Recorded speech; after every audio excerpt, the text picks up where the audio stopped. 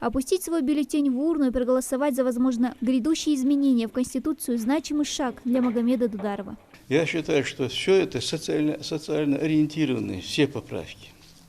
Вот мне это все нравится. Очень интересно. Очень даже сами являюсь заместителем председателя Назрановского райсовета депутатов, так что это мне близко все, это нужно. И все это мне нравится лично.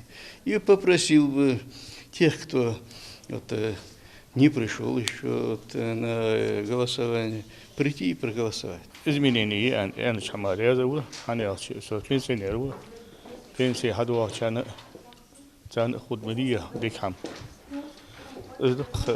Из-за угрозы пандемии участок принимает за раз не более 3 человек. Дистанция 1,5 метра. Паспорт в руки не давать. За безопасностью следят и сотрудники правопорядка. Без масок и перчаток не пускают никого. Так, перчатки, маски. А за проверкой готовности ТИКов следит и специальная комиссия членов Общественной палаты республики.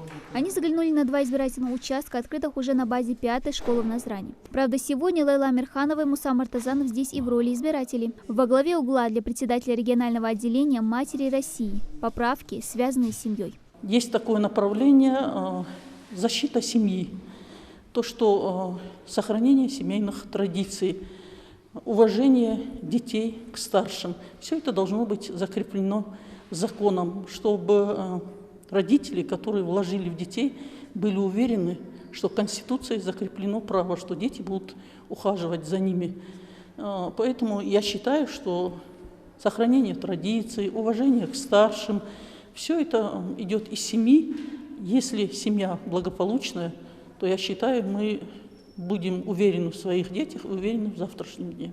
Ну а народный художник Ингушетии Муса Мартазанов рад, что в новых поправках, вносимых в Конституцию, немало места уделено культурному наследию и развитию народов страны. Потому как мы понимаем, что без культуры, без языка нет национальной идентичности. Поэтому я за эти изменения.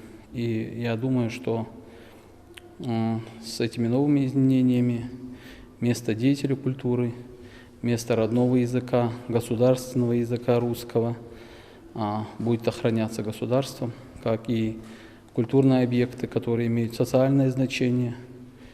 И вместе с этим национальное самосознание и принадлежность к национальности будут занимать приоритетное место.